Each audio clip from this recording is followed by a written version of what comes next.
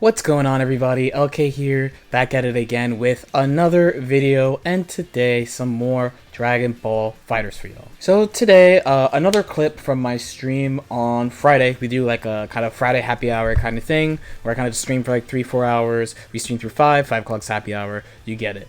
One thing that came up is what my weaknesses are as a player, not just in Dragon Ball, but fighting games in general, and how Dragon Ball FighterZ, this game, helped me figure this out. It's a pretty long story. I talked about it on stream. I hope you enjoy it and hopefully learn something from it. If you like this video or any of the other videos I put out, I encourage you to like this video or subscribe to the channel if you already have not, or do both. It only takes a couple of seconds and it really helps the channel grow. Thank you so much. Since you weren't here, I'll start over. So we have to jump back a little bit. So in 2018, during Dragon Ball, I am like, my big question is, why do I feel like I'm the best I've ever been in fighting games, but I don't feel like I am performing like I am the best I've ever been in fighting games? That was the big question in 2018 to solve. This is like at Dragon Ball Japan Saga. So this is like almost a year playing Dragon Ball. I'm sitting there at some bar, not by myself, but I float this question to the world. Like, why do I feel like I have only gotten better always, but I am not performing as well as I think I should be, right? So after like a year, and this involved me too being really open-minded, because one of the things I figured out pretty early in fighting games is that it's actually better to be a little bit close-minded, because if your goal is to win, most people are not winning. So most people will not give you good advice, because if your goal is to win, you're asking people who don't win for advice, they're going to give you advice that doesn't help you win. So I blocked out a lot of what people said about fighting games for a really, really long time, basically until 2018. In 2018, I was like, okay, let's step back and just be really open-minded, and just, even if I think it's some cap shit, let's just take this. Let's just think about what they said anyway. You know, 2018 means I guess like 9 years of fighting games, 9 or 10 years of fighting games at that time. So I'm like, all right, it's not like I'm just starting, right? It's not like I'm new. So let me, I'll just float certain questions and just see what people say. Okay. A year and a half later, I actually figure out answers why I feel like I am better than I have ever been at fighting games, but I don't perform as well overall as I think I should. Okay, we get the answer. What are the answers? There's a couple. One is I'm not playing the same type of games I got good in originally, right? That's one. Answer number one. Two is I am not willing to do what I'm supposed to do to win. Right? My ego's too big. I'm not willing to do what I'm supposed to do. Three is I'm actively fighting the game I'm trying to play instead of playing the game for what it is. Those are basically the three main reasons. So what does this mean? The first one's pretty obvious. Dragon Ball's a team game. I'm from like Melty, Blaze Blue, Persona.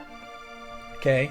Pretty simple. So in those games, the curve, because those games are so similar that it's really easy to just like keep on getting better at those type of games. Guilty Gear is like those games, but not really. But I did really well in Guilty Gear. But Dragon Ball is not like any of those games. That's one. Two is the ego shit, right? The ego shit. So I'm not willing to do. So an easy example is there's the team that won the World Tour the first year. This is the team that won the World Tour the first year. This is the team that won the World Tour year 1 of Dragon Ball. This team is literally everything I would do in a fighting game. But my egotistic ass was trying to find something to beat that team instead of just playing that team. To beat that team and those characters instead of just playing that. Instead of just being cool and playing it.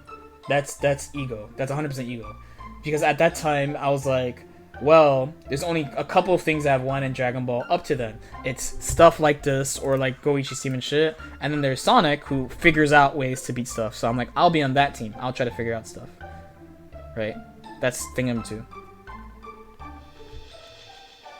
Three is fighting the game. 3 is fighting. Yeah, you cannot be Sonic Fox. You cannot be Sonic Fox. I cannot be Sonic Fox also.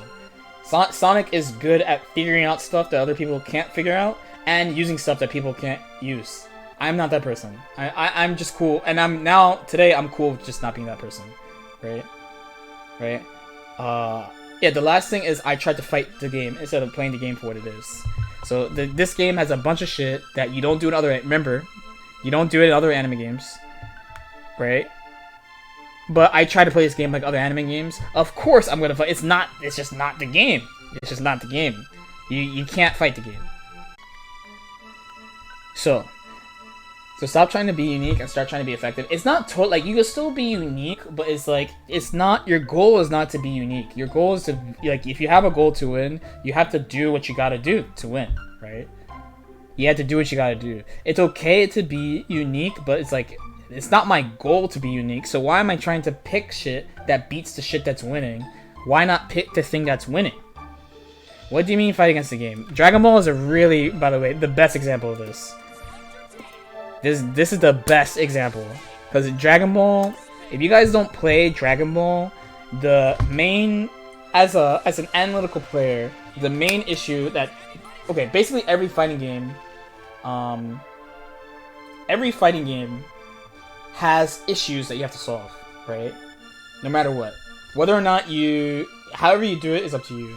But every fighting game has a problem you have to solve. Dragon Ball has basically two core issues where it's I guess three. One is that jumping is super strong.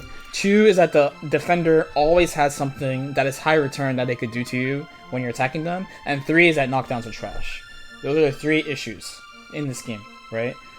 All the reason why I picked a lot of stuff that I picked is to fight those things, which makes sense. But on top of that, I also did not do those things to people, right? So for instance, if you watch me at like Thunderstruck, there's a bunch of tournament sets on the World Tour where my opponent will be doing like this, like and I'm Gotenks. I will literally just fucking stand there on the other side of the screen, and a commentator, right, they'll be like, wow, LK's mega tilted, he's not doing anything. But that's my way of like fighting it. I'm like, I don't want to do that. In any other anime game, this is all pointless movement. But in Dragon Ball, this is something that means something. This is what I mean by I fight the game. I was fighting the game too hard, right? Like any other anime game, this is trash. This is just fucking stupid. What are you doing by doing this? This doesn't do anything. Like let's say in GG, you are killing your meter game by doing this. In BlazBlue, you're killing your meter game by doing this, right? In Dragon Ball, you could just basically forever, and there's no punishment. And once the opponent runs at you, once I run at you, when you're at this range, the person in the air is way stronger than the person on the ground. That's what I mean by I try too hard to fight.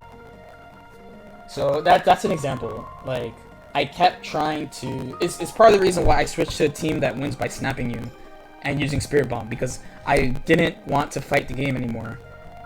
It's part of the reason why I switched to a team that wins by snapping you and using Spirit Bomb, because I didn't want to fight the game anymore.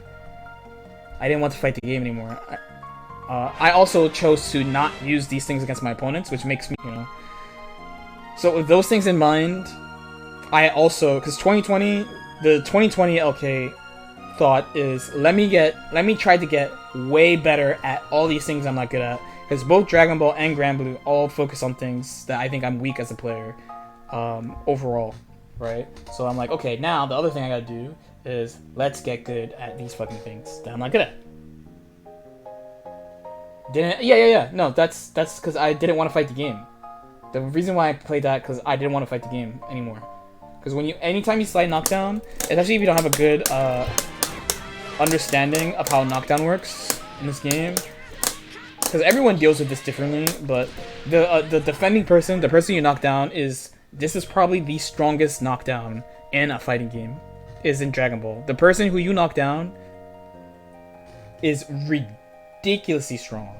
It's ridiculously strong. In my eyes, Snap is knockdown from another fighting game, but the trade-off is you have to hit the defender one extra time to win. Because if the game is a two-touch game, then you have to hit the initial person, Snap, bring in that character, mix them up with Snap, and then you have to hit them one more time to kill them, right? This is why I went for Teen Gohan, Snap, Universal Fuzzy, Spirit Bomb. Because Spirit Bomb, you can't really like the defender can't really force a guessing game on you that hard. The attacker is stronger than the defender when I spirit bomb them. So it's a really logical way of killing a character, and it makes it, in my head, worth it to get the extra hit. But all things aside, it helped me also come up with a way to just pick characters in fighting games from now on, which is basically one. I do actually want to pick my aesthetic, what I like to play, right? So what I want to play, of course, top tier Renaissance. I'm trying to play like 21 and shit. Top tier Renaissance, right? That should be the default. But I also think about now, does the character play the game by the rules, or do they break the rules? Do they break the rules? And how good are they at doing that? That's the other thing I'm thinking about now. And then the third thing, actually I didn't say the third. The third thing is is the character like a fast character or not? Those are probably those are the three things that I used to pick now. Ideally, like with Mitsudo, I got lucky. Mitsudo, I got a character that's my aesthetic, that's the playstyle I was building, that helped me work on the skills I was working on anyway. And she was the best character, right? And in that case, she is the best at playing the game. Rule breakers, you don't necessarily have to play a rule breaking character. If I can look at a character, like take Catalina pre-patch, before this patch, she was the best at playing Gambit. She didn't break the rules. Take Catalina pre-patch, before this patch, she was the best at playing Gambit. She didn't break the rules. Like Fairy is a character that breaks the rules. Catalina is the best at the rules of the game. One or the other is fine. If the character is the best at playing the game for what it is, that's fine. That's good, honestly. If the character is a rule breaker, that's also good. It's just what do you want to do, right? In the case of GG, right? So Elfel is the best at breaking the rules. Johnny is the best at playing Guilty Gear. It's just one or the other. And it's just one or the other. So that's kind of where I'm at right now. Because if you wanna win a big show, like last year's Evo, I think every main event Evo last year was won by S tier. So it's like you have to play a top tier no matter what. So the first thing would be, hopefully my aesthetic is a top tier character, but then I also have to see, are they exceptionally good at playing playing the rules of the game, or are they really good at breaking the rules of the game, one or the other, and then are they fast or not? The fast thing matters because of that's a comment that Kazunoko said that has been sitting in my head for a while, where he doesn't like I guess it's low-key like rule breaking, but like he always picks shit that like on defense you have to make fast choices all the time. You on offense they always 50-50s. Yo, Plando Driver, yo. Plando Driver, thank you so much for the follow. Thank you so much for the Twitch Prime, actually. I actually have no idea what's going on. But yeah, that's basically how I'm picking characters from now on in fighting games, because the only thing that I have not done is won a big show. I still want to do it.